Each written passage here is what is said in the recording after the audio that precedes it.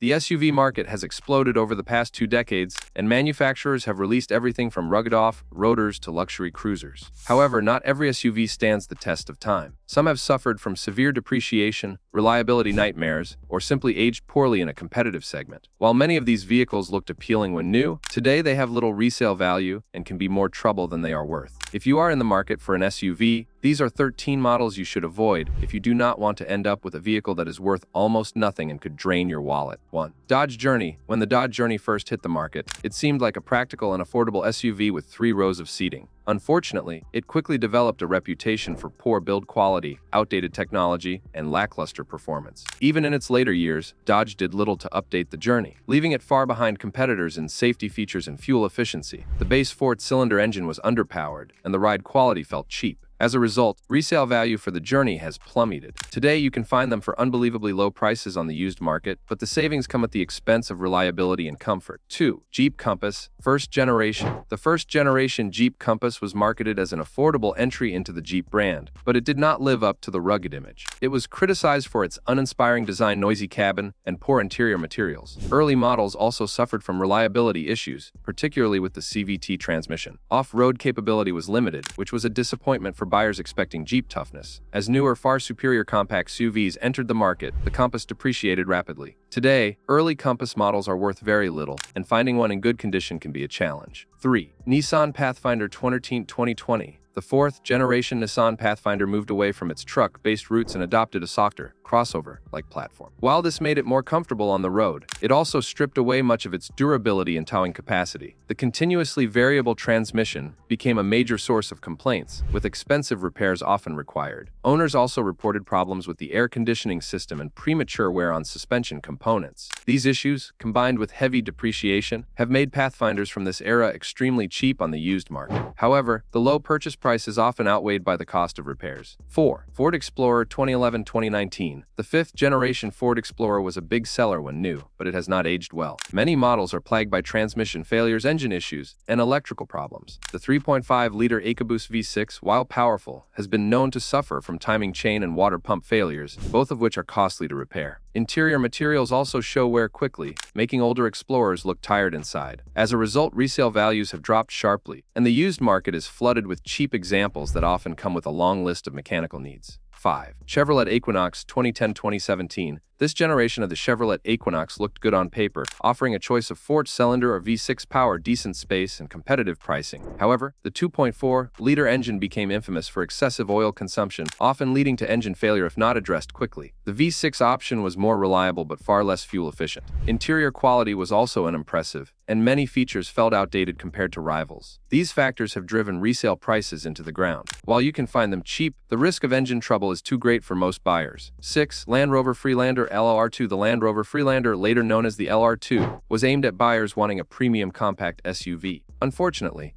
it failed to live up to Land Rover's reputation for capability and durability. Mechanical reliability was a major weak point, with common failures in the cooling system, transmission, and electrical components. Maintenance costs are extremely high for a vehicle that has such little resale value. On the used market, these SUVs are often sold at rock-bottom prices because owners are eager to get rid of them before another expensive repair is needed.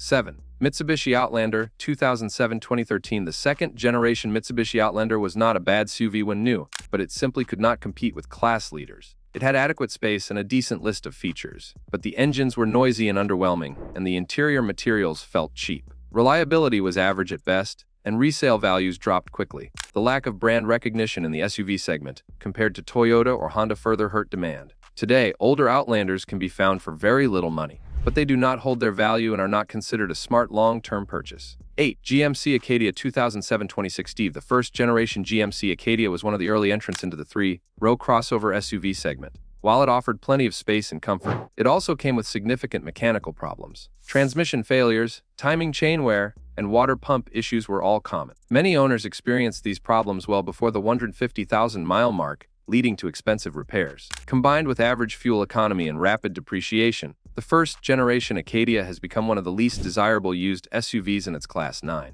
Jeep Liberty 2012. The Jeep Liberty replaced the beloved Cherokee with a more rounded design and a focus on comfort. While it retained some off-road ability, it was plagued by poor fuel economy, a cramped interior, and mediocre reliability. Rust issues and electrical gremlins were also common. The Liberty never gained a strong following, and as a result, resale values dropped quickly. Today, it is one of the cheapest used Jeeps you can buy, but that low price reflects its reputation as a vehicle with high running costs and limited appeal. 10. Acura ZDX. Acura took a big risk with the ZDX, blending SUV proportions with coupe styling.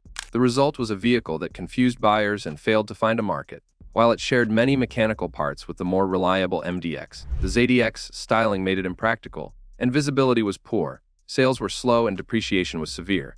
Today, ZDX models can be found at prices far below other luxury SUVs of the same era, but the lack of demand means they are not a good investment if you care about future value. 11. Saturn Vue. The Saturn Vue had some interesting qualities, including an available Honda sourced V6 engine in certain years. However, the rest of the vehicle was not as impressive. Interior quality was poor, handling was unrefined, and long-term reliability was inconsistent. When Saturn as a brand was shut down in 2010, resale values for the Vue collapsed. The lack of brand support and the limited availability of certain parts have made it an unattractive choice on the used market, even for bargain hunters. 12. Infiniti QX56 2004-2010. The first-generation Infiniti QX56 was a full-size luxury SUV with a powerful V8 and plenty of features. Unfortunately, it suffered from significant quality issues, including brake problems, transmission failures, and poor paint durability. Fuel economy was abysmal, and the driving experience was not as refined as rivals from Lexus or Cadillac. As a result, resale values have dropped to shockingly low levels for a vehicle that once carried such a high price tag. Maintenance costs remain high, so buying one cheaply today can quickly become an expensive mistake. 13. Kia Borrego. The Kia Borrego was a body-on-frame SUV that was intended to compete with models like the Toyota 4Runner. It was well equipped and offered V8 power, but it entered the market just as buyers were shifting toward crossovers. Sales were weak, and Kia quickly discontinued it. While it was not plagued by major reliability problems, the Borrego's rarity and lack of brand recognition in the SUV space hurt its resale value badly. Today, it is worth very little on the used market, and parts availability can be an issue. Now here is where it gets interesting. Some of these SUVs were not terrible when they were new. In fact, a few of them were praised for their comfort or features at the time. The problem is that the automotive world moves quickly, and competition is fierce. Once an SUV gains a reputation for poor reliability or high ownership costs, its value can drop like a rock. Depreciation is not always a bad thing if you are looking for a cheap used vehicle, but with these SUVs, the low price often comes with hidden expenses. Frequent repairs, poor fuel economy, and limited resale appeal make them risky buys. While you might be tempted by the idea of getting a fully loaded SUV for a fraction of its original price, remember that there is usually a reason it is so cheap. When shopping for a used SUV, always research the model's track record for reliability and maintenance costs. A vehicle that is a bargain up front can quickly become a financial burden if it spends more time in the shop than on the road. Stick to proven models with strong reputations, and you will save yourself both money and frustration in the long run.